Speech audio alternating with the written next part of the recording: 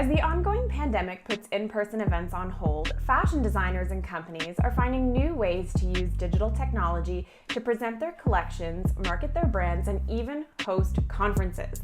What's up? You're watching a very mixed reality edition of Electric Runway, and today I'm taking you inside the world's first ever virtual reality fashion summit.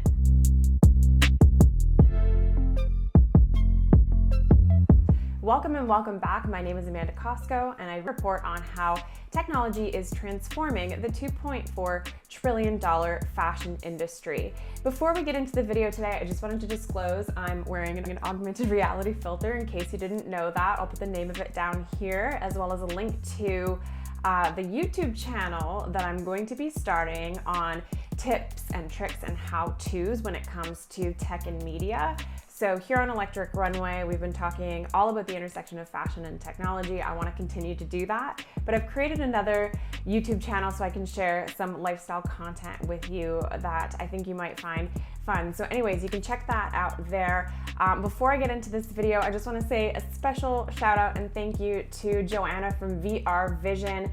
They are an organization in Toronto that hooked me up with an Oculus Quest headset that I was able to borrow and then sanitize and use and then give back, and that enabled me to attend this virtual reality fashion summit. I also wanted to give a huge shout out and thank you to Patrick Duffy, who is one of the co-organizers of this event that I'm going to be talking about, which is called the Circular Fashion Summit. Now, if you haven't seen it, we already put a blog up on electricrunway.com describing exactly what it was, but today I actually have some footage for you to take you through some of my most memorable moments and just explain what the experience was like of attending an event in VR. So without further ado, we're gonna get right into it. Before we do that, sorry, I keep saying that.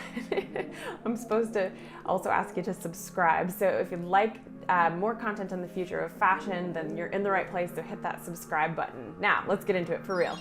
Okay, so let's talk about this virtual reality fashion summit.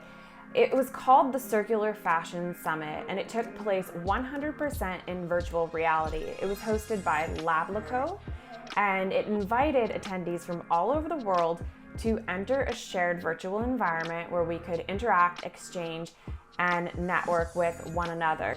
The summit took place on a platform called AltSpace VR. AltSpace is the leading player in the virtual event space. It offers businesses, educators, and organizers a plug-and-play solution for bringing VR experiences to life.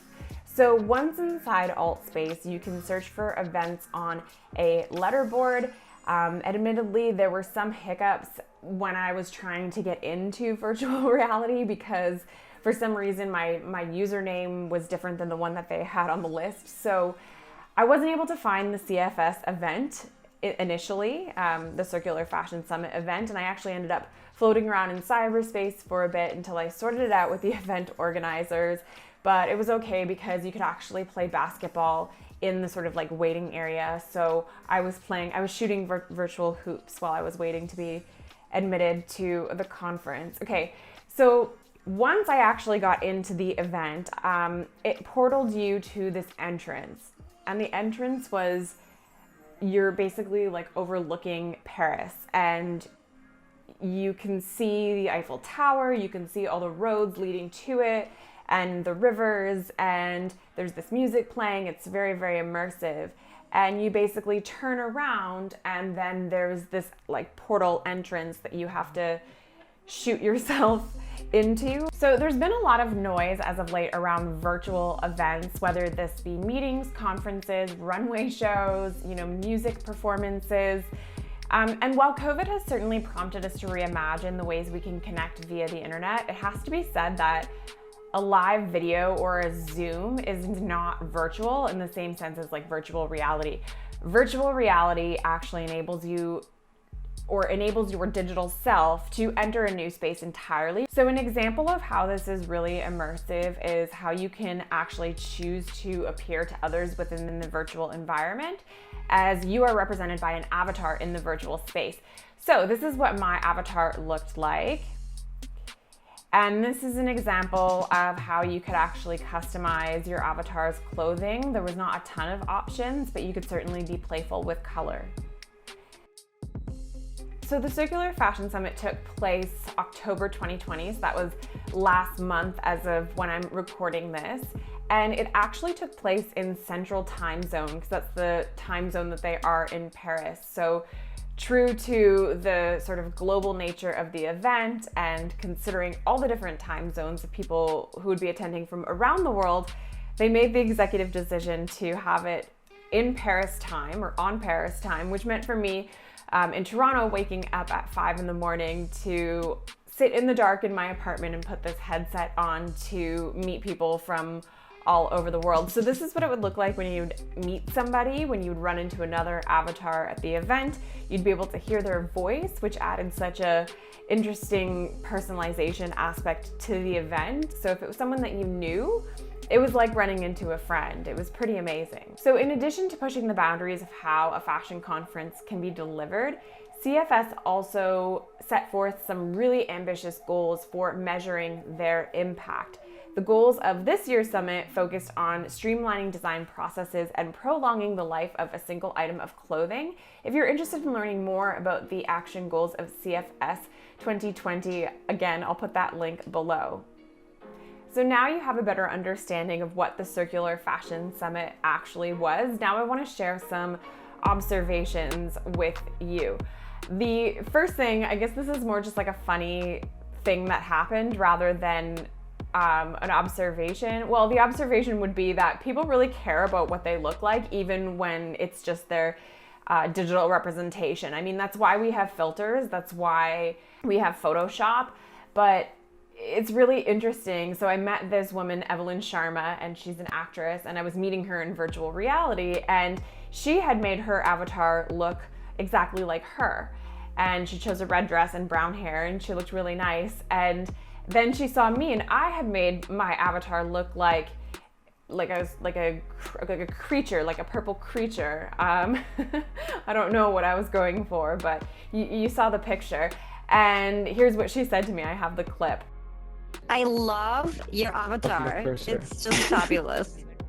I love it. You went all out. Yeah, I love it. So one thing that the virtual world has that the real world doesn't have yet, and I wish we did, was the ability to point at somebody and see their name written above their head. This is something that you can do inside AltSpace VR. It's not something you can do in real life, but maybe augmented reality glasses will solve that for us in future. What I really love about AltSpace VR is that you could actually take photos of yourself and take photos of your environment and share them afterwards. They would actually just be saved to your AltSpace profile, which you can then access via your desktop or via your laptop.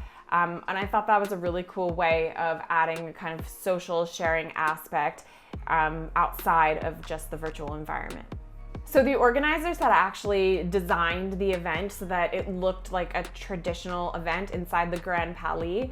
They had stages and red carpets and different areas where there would be speakers that would line up their avatars and deliver a panel talk, so their microphones would be enabled and everybody else would be muted, and that's how you would actually listen to the speakers. Another really cool thing was that as an audience member, you could react by sending out heart emojis or clap emojis, and when you would do that, all of these hearts and claps would kind of come out of the sky. So you'd look around and you could see if other people were clapping and hearting as well, which is a cool kind of like live streaming feature that has now been carried over to this digital world. A really funny moment was when one of the panelists actually disappeared. There's technical glitches that you're gonna face when you're doing a conference like this, but for whatever reason she disappeared. So it's funny because you're watching a panel and then someone's talking and then here's what happened. Yeah, I don't know what happened. I disappeared. No worries, we're just I don't know about you, but if you've ever been on a panel that's going poorly, sometimes you want to disappear. So last but not least, my final observation is that for me anyways, the medium was really the message for this event. Hosting an event in virtual reality is a pretty innovative and digital forward thing to do. And I think it's the direction that the fashion industry needs to head if they are going to become more sustainable and more circular. So kudos to the Circular Fashion Summit people for really practicing what they preach when it comes to hosting an event and expanding our minds as to what a fashion summit can look like. If you want to learn more about them, I'm going to leave links below so that you can connect with the Circular Fashion Summit and hopefully attend next time. The new Oculus is out. It's cheaper than ever. This is an exciting time for virtual reality. If you love videos on the future of fashion, don't forget to subscribe and hit that bell to be notified when I release new content. And thanks so much for tuning in. We'll see you next time.